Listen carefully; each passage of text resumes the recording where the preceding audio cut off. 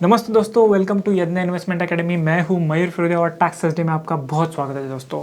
तो आज के वीडियो का हमारा टॉपिक है एचआरए का अल्टीमेट गाइड, जिसके इसमें हम पूरे क्वेश्चंस कवर करने वाले हैं कि जैसे कि क्या होता है एचआरए, किसको एचआरए मिलता है, एचआरए का क्लेम कैसे करना है, एचआरए के लिए क्या क्या डॉक्यूमेंट सबमिट करने हैं एम्प्लॉयर के पास में, अगर नहीं सबमिट किए तो क्या होगा, उसके बाद में is it allowed in new tax regime, उसके बाद में कि क्या कितने घरों के लिए मैं एचआरए ले सकता हूँ, क्या मैं एचआरए और हाउसिंग लोन का इंटरेस्ट ये दोनों का डिडक्शन साथ में ले सकता हूँ, क्या हस्बैंड एंड वाइफ ये दोनों एचआरए का क्लेम कर सकते हैं, वगैरह वगैरह। तो चलिए दोस्तों शुरू करते हैं और उसके साथ में हम इनकम टैक्स पोर्टल पे जाके एक्चुअल में एचआरए का कैलकुलेटर देखेंगे और कैलकुलेट करेंगे कि एचआरए का एग्जैक्टली कैलकुलेशन कैसे होता है दोस्तों। तो आपको ये वीडियो एंड तक बने रहना है कि जिसकी वजह से आपको बहुत सारी क्लैरिटी इस टॉपिक के ऊपर आ जाएंगी दोस्तों। तो चलिए दोस्तों शुरू करते हैं। तो सबसे पहला क्वेश्चन हमारा है कि एचआरए होता क्या है दोस्तों। फुल फॉर्म के हिसाब से HRA is house rent allowance, यानी आपके जो सैलरी आपको जो मिलता है, सीटीसी जो आपका है, उसका वन ऑफ द कंपोनेंट होता है हाउस रेंट अलाउंस, जो हमें मिलती है कि जो हमें मिलता है कि जो भी हम रेंट पे रहते हैं उसका जो कॉस्ट है उसको बेयर करने के लिए आपको एज अ सैलरी का पैकेज, एज अ सीटीसी एक कंपोनेंट होता है हाउस रेंट अलाउंस, जिसका यूज हम जो रेंट वगैरह पे करते हैं उसके लिए हो सकता है दोस्तों। और इनकम टैक्स के हिसाब से ये अलाउंस मिलता है और उसके अगेंस्ट बहुत सारे बेनिफिट हमें मिलते हैं। ओके, तो अब देख लेते हैं कि ये एचआरए का बेनिफिट क्या होता है। एचआरए का बेनिफिट यानी क्या है कि हम बहुत सारे लोग ट्रैवल करते हैं, अलग अलग शहरों में जाते हैं फॉर बिगर अपॉर्चुनिटीज़ वगैरह, तो वहाँ पे घर वगैरह लेना तो पॉसिबल होता नहीं है, तो रेंट पे रहते हैं। आपके भी आजू बाजू में देखिए बहुत सारे लोग रेंट पे रहते हैं, तो वो जो रेंट पे करते हैं उसका डिडक्शन हमें ये सैलरी जो हमारा इनकम है यानी जो एचआरए का कंपोनेंट है उसके अगेंस्ट में आप ले सकते हैं और आपका जो इनकम टैक्स का लायबिलिटी है वो रिड्यूस कर सकते हैं दोस्तों।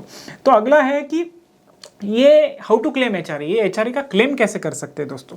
तो आपके जो रेंट एग्रीमेंट है या फिर आपके जो रेंट के स्लिप्स है, लैंडलॉर्ड का पैन वगैरह है, ये सब चीज़ें आपको आपका जो एम्प्लॉयर है उसको सबमिट करनी है। तो उस हिसाब से जो भी आपका एचआरए का कंपोनेंट है उसका कैलकुलेशन करके आपने जो रेंट पे किया है वो सब चीज़ें देख के वो एग्जम्पशन कैलकुलेट करते हैं और आपको टैक्स में बेनिफिट देते हैं। तो उस हिसाब से क्या होता है कि एग्जम्पशन मिलता है और जो भी टीडीएस वो डिडक्ट करते हैं तो उसमें ऑलरेडी कम टीडीएस डिडक्ट करते हैं दोस्तों, तो उसकी वजह से टैक्स में बहुत सारा सेविंग हो जाता है। तो इस रिलेटेड अगला पॉइंट है कि क्या अगर हमने ये जो रेंट के प्रूफ वगैरह है, रेंट एग्रीमेंट है, रेंट स्लिप है वगैरह है, ये अगर एम्प्लॉयर का सबमिट नहीं किए तो क्या होगा, क्या हम इसका क्लेम जो है एचआरए का वो ले नहीं पाएंगे? तो ऐसा नहीं है दोस्तों, आप डेफिनेटली उसका क्लेम ले पाएंगे by filing your ITR, by claiming the exemption जो भी आप आईटीआर फाइल करेंगे उस टाइम पे। बट क्या होगा, इसके हिसाब से आप सबमिट नहीं करेंगे तो एम्प्लॉयर आपका हायर टीडीएस उसके ऊपर डिडक्ट करेगा, यानी एग्जम्पशन के बिना ही आपका टीडीएस डिडक्ट करेगा और आपको उसके ऊपर रिफंड बाद में जाके क्लेम करना पड़ेगा। इसमें और एक रिस्क ऐसा है कि आजकल बहुत सारे लोगों को ये चीज़ का कम्युनिकेशन इनकम टैक्स की तरफ से आ रहा है, क्योंकि क्या होता है कि फॉर्म 16 में आपने क्लेम नहीं किया है एचआरए, बट आप आईटीआर में क्लेम करते हो तो इनकम टैक्स डिपार्टमेंट आपको पूछ सकता है कि आप आपका रेंट एग्रीमेंट दीजिए, आप आपके रेंट स्लिप दीजिए, बैंक स्टेटमेंट वगैरह दीजिए, कि जिस हिसाब से प्रूव हो सके कि आपने जो क्लेम किया है आईटीआर में वो सही है। तो ऐसा रिस्क बना रहता है कि अगर आपने एम्प्लॉयर को प्रूफ सबमिट नहीं किए बट आईटीआर के फाइलिंग में जो एचआरए का एग्जम्पशन है वो अगर लेते हैं दोस्तों, तो ये अवॉइड करना है। जो भी प्रूफ वगैरह है आप उसमें एम्प्लॉयर को ही दीजिए। अगर नहीं किया है, आप भूल गए किसी कारण से या फिर नहीं ये हुआ, तो अब आईटीआर में आप क्लेम कर सकते हो दोस्तों। तो अगला और सबसे इंपॉर्टेंट आज के वीडियो का मतलब ये जो पॉइंट है वो है कि ये कैलकुलेट कैसे करेंगे, कि एचआरए का जो एग्जम्पशन है वो कैलकुलेट हम कैसे करेंगे। तो उसके लिए 4 चीज़ें बहुत इंपॉर्टेंट है। सबसे पहले कि आपकी जो बेसिक सैलरी है वो क्या है, उसके बाद में सेकेंड आपको एचआरए का जो अलाउंस मिला है उसका अमाउंट कितना है, उसके बाद में आप जो रेंट पे कर रहे हो साल भर में उसका अमाउंट कितना है, और उसके बाद में आप रह कहाँ रहे हो। ओके, आप मेट्रो में रह रहे हो या फिर नॉन मेट्रो सिटीज़ में रह रहे हो। मेट्रो मतलब क्या है, Mumbai, Delhi, Chennai, Kolkata. Income tax department के हिसाब से ये 4 ही शहर मेट्रोज है, बाकी अगर इससे अलावा जो भी अगर आप सिटी में रहते हो तो दैट इज़ नॉन मेट्रो। तो उसका कैलकुलेशन हम देखेंगे और इनकम टैक्स की वेबसाइट पे जाके भी कैलकुलेटर देखेंगे कि इस हिसाब से ये कैलकुलेशन होता है दोस्तों। तो सिंपल में समझ लेते हैं कि सबसे पहले कि ये कैलकुलेशन कैसे होता है। तो ये 3 स्टेप में कैलकुलेशन होता है। जो तीनों में जो भी अमाउंट आती है उसमें से सबसे जो कम अमाउंट है उसका हमें एग्जम्पशन मिलता है एचआरए का। तो सबसे पहले है कि जो भी एक्चुअल अमाउंट हमें एचआरए का मिलता है वो अमाउंट हो गया। उसके बाद में 50% ऑफ द बेसिक सैलरी और 40% ऑफ द बेसिक सैलरी। क्यों 50% जो है वो मेट्रो सिटीज के लिए अलाउड है। अगर आप मेट्रो सिटी में रहते हो तो आपको 50% का क्राइटेरिया अलाउड है। अगर आप नॉन मेट्रो में रहते हो तो 40% का क्राइटेरिया। तो दोनों में से जहाँ पे रहते हो तो 50% और 40% ऑफ द बेसिक सैलरी, वो एक अमाउंट हो गया। और थर्ड अमाउंट हो गया actual rent paid by the employee minus 10% of the basic salary. जो भी आप रेंट पे करते हो और 10% बेसिक जो सैलरी है वो दोनों माइनस करके जो अमाउंट आती है वो अमाउंट, यानी 3 अमाउंट के हिसाब से इसमें से जो भी कम अमाउंट होगा उसका हमें एग्जम्पशन मिलेगा। तो देखते हैं कि इनकम टैक्स वेबसाइट पे चल के डायरेक्टली इसका कैलकुलेशन कैसे होता है दोस्तों। तो सबसे पहले हमें incometaxindia.gov.in ये वेबसाइट पे जाना है। उसके बाद में वेबसाइट खुलने के बाद में यहाँ पे नीचे ऑप्शन है टैक्स पेयर सर्विसेज में जाके ऑप्शन है नीचे टैक्स टूल्स, जिसमें बहुत सारे प्रकार के कैलकुलेटर्स अवेलेबल है। तो जिसमें से हमें ये थर्ड लाइन वाला हाउस रेंट अलाउंस कैलकुलेटर ये देखना है दोस्तों। तो क्लिक करूंगा मैं। सो ये देखिए, जैसे कि हमने बात किया कि 4 चीज़ें सबसे इंपॉर्टेंट है। एक तो आपकी बेसिक सैलरी, उसके बाद में आपको कितना HRA as a allowance employer की तरफ से मिला है, उसके बाद में आपने कितना रेंट पे किया है, और उसके बाद में चौथा है कि आप मेट्रो सिटी में रह रहे हो क्या नहीं रह रहे हो। तो मेट्रो सिटी कौन से 4, मुंबई, दिल्ली, चेन्नई एंड कोलकाता। सो एक सिंपल एक कैलकुलेशन कर लेते कि लेट से कि मेरा बेसिक सैलरी है साल भर का 2 लाख रुपए। Okay, DA forming part of salary. Normally ये डीए वगैरह जो चीज़ है नॉर्मली ये गवर्नमेंट एम्प्लॉयज़ वगैरह को मिलता है। तो अगर वैसा कुछ है या फिर आपको भी मिलता है प्राइवेट वालों को तो यहाँ पे डालना है। उसके बाद में commission as a turnover achieved by employee, जो भी आपको मिलता है वो डालना है। मेरे हिसाब से यहाँ पे कुछ भी नहीं है। ओके, तो एचआरए रिसीव्ड, अगर साल भर का आपको जो एचआरए मिला है वो कितना है, लेट से 1,20,000 रुपये मुझे साल भर का HRA as a part of salary structure, मुझे साल भर का एचआरए 1,20,000 उतना मिला है। मैं रेंट कितना पे कर रहा हूँ, सो मैं रेंट पे कर रहा हूँ 96,000। ओके, उसके बाद में टिक if residing in metro city, अगर आप मेट्रो सिटी में रह रहे हो तो टिक करिए, अगर आप मेट्रो सिटी में नहीं है तो अनटिक करिए, ऐसे ही रहने दीजिए उसको। उसके बाद में कैलकुलेट करता हूँ मैं,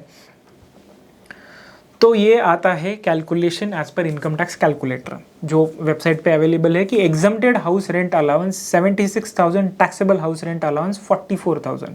यानी कि मुझे जो अलाउंस एचआरए का मिला है साल भर का 1,20,000, उसमें से 76,000 मेरा एग्जम्प्ट हो रहा है और 44,000 जिसके ऊपर हमें टैक्स भरना पड़ रहा है दोस्तों।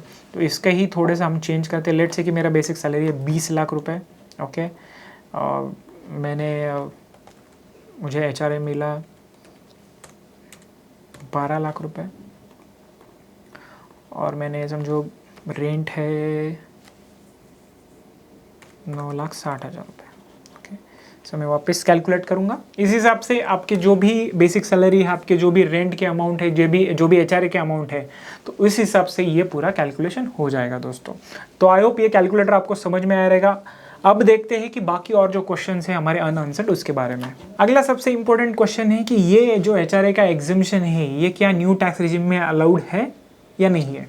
तो इसका आंसर है नो। ये एचआरए एग्जम्पशन खाली ओल्ड टैक्स रिजिम वालों को अलाउड है, ये न्यू टैक्स रिजिम में अलाउड नहीं है दोस्तों। अगर आप न्यू टैक्स रिजिम ऑप्ट कर रहे हो या फिर आपको वो बेनिफिशियल है तो इसका एचआरए का जो ये वीडियो है या फिर ये जो कैलकुलेशन है इसका आपको कोई बेनिफिट होने नहीं वाला है। अगर आप ओल्ड टैक्स रिजिम में रिटर्न फाइल कर रहे हो तो ही ये रिलेवेंट हो सकता है दोस्तों। अगला इम्पोर्टेंट क्वेश्चन है कि क्या है कि अगर मुझे मेरे सैलरी के कंपोनेंट में अगर एचआरए मिलता ही नहीं है, ओके, तो क्या करना है मुझे। तो कैसा है दोस्तों कि सेक्शन 80GG यानी एक सेक्शन है इनकम टैक्स एक्ट में, जिसके हिसाब से सेक्शन 80GG के अंडर आप रेंट जो पे कर रहे हो उसका डिडक्शन आप ले सकते हो। तो इस हिसाब से अगर आपको एचआरए भी नहीं मिलता है बट आप जो भी रेंट पे कर रहे हो उसका डिडक्शन आपको मिल जाएगा, उसमें कोई दिक्कत नहीं आएगा दोस्तों। खाली उसका कैलकुलेशन अलग है, उसके लिए हमने स्पेशल अलग से वीडियो बनाया हुआ है, उसमें आप चेक कर सकते हैं दोस्तों। अगला क्वेश्चन है कि लेट्स से कि मुझे ये साल में एचआरए मिला था, मैंने ये एग्जाम्शन वगैरह लेना भूल गया, तो क्या मैं अगले साल के लिए कैरी फॉरवर्ड कर सकता हूँ और उसमें उसका डिडक्शन ले सकता हूँ? तो इसका आंसर है नो। जो भी एचआरए का एग्जाम्शन है, जो भी आप रेंट पे कर रहे हो, उसका डिडक्शन उसी साल में आपको मिलेगा, वो आगे कैरी फॉरवर्ड हो नहीं सकता है दोस्तों। अगर आपने क्लेम नहीं किया है तो आप उसका बेनिफिट लूज आउट कर चुके हो, तो उसके लिए आप कोई भी मतलब कोई प्रोविजन ऐसा नहीं है कि जिस हिसाब से आप वो कैरी फॉरवर्ड कर सकते हो, तो उसी साल में उसका डिडक्शन हम ले पाएंगे दोस्तों। अगला बहुत ही इंपॉर्टेंट और बहुत ही कॉमनली आने वाला क्वेश्चन है, बहुत हमारे चैट बॉक्स में बहुत ईमेल्स वगैरह इस चीज़ के लिए आते हैं कि क्या मतलब जो भी अगर मैंने जो रेंट है वो अगर मैंने फैमिली मेम्बर्स को पेमेंट किया तो क्या उसका मैं एचआरए का एग्जाम्शन ले पाऊंगा कि नहीं दोस्तों।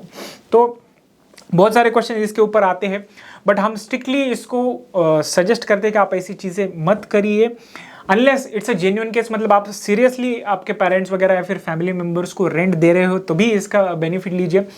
बट प्रैक्टिकली कैसा है कि बहुत सारी केस लॉज वगैरह आए हो इस चीज़ के ऊपर, जिसमें ये चीज़ जो केस लॉज वगैरह है उसमें जो हाई कोर्ट्स है या फिर आईटीएटी के ट्रिब्यूनल वगैरह है, उन्होंने ये चीज़ अलाउ किया है कंसिडरिंग कि जो भी फैमिली मेम्बर्स है उनके बीच में रेंट का एग्रीमेंट है, जो भी आप जो रेंट वगैरह पेमेंट जो ट्रांसफ़र करते हो वो बैंकिंग चैनल के हिसाब से करते हो, और जिसको आप रेंट पेमेंट कर रहे हो यानी जो भी फैमिली मेम्बर को रेंट पे कर रहे हो उन्होंने उनका इनकम टैक्स का रिटर्न भरा हुआ है, और वो जो रेंट का अमाउंट है आप जो पे कर रहे हो वो उन्होंने वहाँ पे डिस्क्लोज किया हुआ है, यानी वो रेंट आपने बताया हुआ है। अगर ऐसी कुछ चीज़ें हैं, जेन्युइनली आपको चीज़ें ये करनी पड़ रही है या फिर एक्चुअल में आप करते हो तो ही ये चीज़ का बेनिफिट लीजिए, नहीं तो हम स्ट्रिक्टली आपको सजेस्ट करते हैं कि फैमिली मेम्बर्स को just for tax saving purposes family members को आप रेंट देंगे और रेंट एग्रीमेंट बनाएंगे तो ये सब चीज़ें आप मत करिए जस्ट फॉर टैक्स सेविंग, क्योंकि बहुत सारी केस लॉज वगैरह में ऐसी चीज़ सामने आई है दोस्तों। अगला है कि क्या मैं एचआरए और हाउसिंग लोन, जो मेरा घर है जिसके लिए मेरा हाउसिंग लोन चल रहा है और एचआरए है, तो ये दोनों साथ में क्लेम कर पाऊंगा कि नहीं। इसके लिए भी हमने डिटेल में एक बड़ा वीडियो बनाया हुआ है जिसका लिंक इस वीडियो के मैं डिस्क्रिप्शन में आपको दे रहा हूँ, वो भी आप चेक करना मत भूलिए। उसका आंसर है technically yes but subject to certain conditions. तो वीडियो चेक करिए तो जिसके हिसाब से आपको समझेगा कि क्या आप एचआरए और हाउसिंग लोन का जो इंटरेस्ट है ये दोनों का डिडक्शन साथ में ले पाएंगे दोस्तों। उसके बाद में और एक नया क्वेश्चन है, आते हैं बहुत सारे ऐसे क्वेश्चंस कि मेरा खुद का घर है ओके जिसमें मैं रह रहा हूँ, उसका एचआरए का डिडक्शन ले पाऊंगा क्या? नहीं। तो इसका आंसर है कि आप ये ऐसा डिडक्शन ले नहीं पाएंगे। एचआरए का जो एग्जम्पशन या फिर डिडक्शन जो भी है वो आपको कब मिलता है? जब आप रेंट पे कर रहे हो किसी दूसरे को, ओके, फॉर अकोमोडेशन, आपके अकोमोडेशन के लिए अगर पे कर रहे हो तो ही आप ले पाएंगे। खुद के घर के लिए आप एचआरए का डिडक्शन नहीं ले पाएंगे दोस्तों। अगला इंपॉर्टेंट एक क्वेश्चन है, काफ़ी इंटरेस्टिंग है कि can I claim HRA for my 2 homes, यानी अगर मेरे पास में 2 रेंटेड प्रॉपर्टीज़ हैं, ओके, एक में मेरे पेरेंट्स वगैरह रहते हैं, एक में मैं रहता हूँ, तो ये मैं दोनों का एचआरए का एग्जम्पशन ले पाऊंगा कि नहीं ले पाऊंगा? तो इसका आंसर है कि नहीं। जिस घर में आप खुद रह रहे हो वही जो घर है उसका जो रेंट वगैरह है उसका ही डिडक्शन आप एचआरए के क्लेम में ले पाएंगे, दोनों घर का आप ले नहीं पाएंगे दोस्तों। तो इसका ध्यान रखना है कि जिसके घर में आप ही रह रहे हो यानी जिसका रेंट आप पे कर रहे हो तो उस हिसाब से आपका उसका ही डिडक्शन आपको मिल जाएगा दोस्तों। सबसे लास्ट वाला क्वेश्चन और सबसे इंपॉर्टेंट वाला क्वेश्चन ये है कि लेट्स से कि हस्बैंड वाइफ है, दोनों रेंटेड प्रॉपर्टी में रहते हैं, तो क्या दोनों एचआरए का क्लेम ले पाएंगे क्या दोस्तों? तो इसका आंसर है yes but certain to conditions. यानी क्या है कि दोनों जगह पे सेम डिडक्शंस नहीं होना चाहिए। लेट्स से कि आपका 1 लाख रुपए महीने का रेंट है, या तो 50,000 इस केस में, 50,000 इस केस में, या फिर जैसे जैसे आपने रेंट का शेयरिंग किया हुआ है, जैसे जैसे आपका रेंट का पेमेंट आपने किया हुआ है, उसी हिसाब से दोनों भी केसेस में यानी हस्बैंड वाइफ में आप एचआरए का एग्जम्पशन ले पाएंगे।